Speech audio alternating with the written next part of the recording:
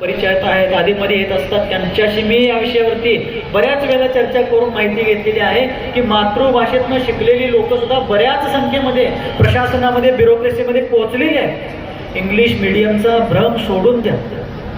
किती मोठा भ्रम आहे सांगा बरं. आणि त्या इंग्लिश मीडियममध्ये आज आमच्या मुलांना एवढं टेन्शन होतं, कारण जन्माला आल्यापासून ती मुलं आपल्या मातृभाषेत बोलत ऐकत असतात आणि अचानकच त्यांना इंग्लिश शिकवायचं झालं तर ते शक्य होत नाहीये, त्यांना ते ग्रहण होत नाहीये. एका विचारकांनी सांगितलं, लक्ष द्या माझ्याकडे इकडं. एक विचारक म्हणतात की सूर्य सुद्धा, जगाला प्रकाश देणारा सूर्य सुद्धा जेव्हा पश्चिमेकडे जातो, इथं पश्चिम शब्दाचा अर्थ दिशा घ्यायचा नाही, पाश्चात्य संस्कृती, पश्चिमी संस्कृती घ्यायचा आहे. जगाला प्रकाश देणारा सूर्य सुद्धा जेव्हा पश्चिमेकडे जातो तो सुद्धा अस्त होतो. सामान्य माणूस जर पश्चिमी संस्कृतीचं अनुकरण केला तर तो सुद्धा बुडल्याशिवाय राहणार नाही. भारतीय संस्कृतीचं जो अनुकरण करेल तो जगामध्ये चमकणार आहे, अशी आपली संस्कृती आहे. आपल्या देशाकडे उगाच आंधळ्यासारखं, मेंढरांच्या सारखं वागायला नको. आपल्या पूर्वजांनी सांगितलं, गेले सांगून ज्ञानी, माणसा परास मेंढर बरी. त्या मेंढरांच्या सारखं वागायला नको, अंधानुकरण करायला नको आहे. एका शिक्षण तज्ञाने एका ठिकाणी सांगितलेलं आहे की जी माणसं आपल्या मातृभाषेत कोणताही विषय जितक्या चांगल्या पद्धतीने ग्रहण करू शकतात, समजू शकतात, ते अन्य कितीही कोणत्याही भाषेचे मास्टर असले तरी सुद्धा तेवढा भाव ग्रहण होत नाही. मी माझंच उदाहरण सांगतो. मी मराठीमध्ये शास्त्र वाचतो, संस्कृतमध्ये वाचतो, प्राकृतमध्ये वाचतो, हिंदीमध्ये वाचतो. मोठं मोठं ढोबळ मानानं एखाद दुसरं वाक्य इंग्लिश मधलं पण साधं सोपं असलं तर समजून घेण्याचा प्रयत्न करतो. इतक्या भाषा मला येतात हे माझ्या ज्ञानाचं प्रदर्शन करत नाही आहे. पण इतर कोणत्याही भाषेमध्ये कितीही वाचन केलो तरी सुद्धा त्याच्यावर जेव्हा चिंतन मनन करतो तर स्वाभाविकच मराठीमध्ये चिंतन होतं. मराठीबद्दल फार प्रेम आहे तर आहेच, पण पक्षपात नाही आहे. पण मराठीमध्ये चिंतन का होतं? जेव्हा पहिला शब्द ऐकला, पहिला शब्द या जीवनात बोलला तर मराठीतच बोलला. मातृभाषेचे महत्व, मातृभाषेतून शिक्षण द्या. आज कॉन्व्हेंट स्कूल्समध्ये शिकणाऱ्या मुलांना एवढं सीबीएसई पॅटर्नचा दबाव आहे, एवढा अभ्यास कितीही शिकवलं शाळेमध्ये, कोचिंगमध्ये, तरी सुद्धा या सगळ्या माता घरात सुद्धा तासभर माता फोडून घेतात. हे असं नाही रे, ते तसं आहे, ते तसं नाही, हे असं आहे. ह्या मुलांना हे ग्रहण होत नाही. आणि म्हणून मातृभाषेतून शिक्षण द्या. त्या मुलांना दिवसभर शाळेत पाठवायचं, संध्याकाळी कोचिंगला पाठवायचं, त्यामुळे पाठशाळेला येऊ शकत नाही. पण मातृभाषेतनं शिकणाऱ्या मुलांना एवढा दबाव घ्यायचं कारण कधीच लागत नाही.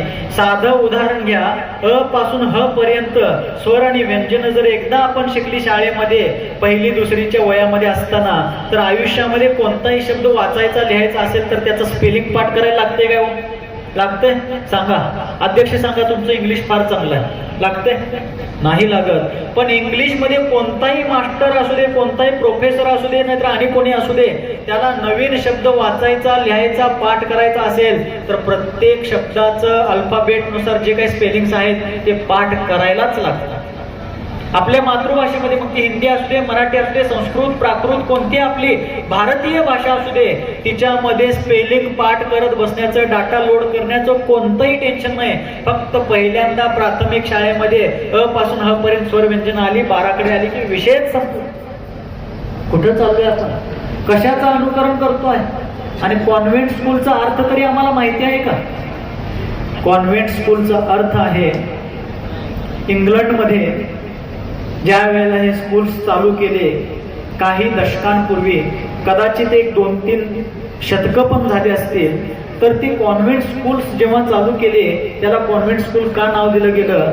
तर अनैतिक संबंधातून, लक्ष द्या इकडं माझ्याकडे, अनैतिक संबंधातून ज्यांना नको असलेली मुलं जन्माला आलेली आहेत आणि नको आहेत म्हणून त्या मुलांना जन्म दिल्यानंतर त्यांच्या जन्म देणाऱ्यांनी त्या मुलांना जेव्हा फुटपाथवरती किंवा बेवारशाप्रमाणे कुठेही टाकलं होतं, ती मुलं देशामध्ये अडाण्यासारखी राहून, निरक्षर राहून कुठेतरी गुन्हेगारीमध्ये प्रवेश करू नयेत म्हणून अशा अनाथ, बेसहारा, आई वडील नसणाऱ्या मुलांना शिकवण्यासाठी सरकारनं आई वडील नसणाऱ्या मुलांच्यासाठी ज्या शाळा चालू केल्या, किंवा ज्यांचे आई वडील नाहीत किंवा आई वडील मेलेले आहेत त्या मुलांच्यासाठी ज्या इंग्लंड सरकारनं, ब्रिटन गव्हर्नमेंटनं शाळा चालू केल्या, त्या स्कूलला त्यांनी नाव दिलं होतं कॉन्व्हेंट स्कूल. तुम्ही जिवंत असताना आई बाप मेलेल्यांच्या शाळेत कॉन्व्हेंट स्कूलमध्ये शिकवायला लागला पोरांना? कोणीकडे चाललंय? काय करायला लागलाय सर? मुलांच्या गळ्यामध्ये टाय बांधत असाल युनिफॉर्म मध्ये, बांधत असाल बऱ्यापैकी, आहे की नाही? टॉय बांधता? टॉय म्हणजे काय बाळ आहे? फॅशन आहे, युनिफॉर्म आहे. तुम्ही कोणी सांगा टॉय म्हणजे काय आहे ते? महाराज आम्हाला काही माहित नाही बघ, फक्त शेजाऱ्यांचं पोरग तिथं जाते त्याच्यापेक्षा आमचं पुढं गेलं पाहिजे म्हणताना आम्ही तिथं घातलंय. हे टॉय घालण्याची जी प्रथा आहे, संस्कृती आहे, हे सुद्धा इंग्लंडमधनं आलेली आहे आमच्याकडे. टॉय आणि चाय हे सगळे इंग्रजांनीच दिले. तर टॉय का घातलं इंग्रजांनी माहिती आहे? इंग्लंडमध्ये रोजच्या रोज ऊन पण पडतं, पाऊस पण पडतोय, थंडी पण वाजते. मग तिथली मुलं ऊन वारा पाऊस रोजच्या रोज लागल्यामुळं सारखं त्यांना शेंबूड येत असतं. मग शेंबूड येत असताना शाळेत गेल्यावर रुमाल विसरून गेला किंवा नेलेला रुमाल कुठं तर पटला, हरवला किंवा फारच घाण झाला तर घोटा अचानक ऐन टायमाला व्हायला नको. कुठं तर पटल्यावरती विसरल्यावरती ते सारखं खाली यायला लागल्यावरती बेमेळ व्हायला नको. त्यामुळे विसरायचा आणि हरवायचा प्रश्नच नाही. एक रुमाल इथं बांधून टाका, खाली आलं की इथनं धरायचं, पुसायचं आणि सोडायचं. मग त्याचं ते लटकत राहते. टायचा अर्थ नाही लटकत राहणे. क्रिकेट समजत असेल की क्रिकेटमध्ये एखादी मॅच जी आहे दोन संघांमध्ये, त्याच्यात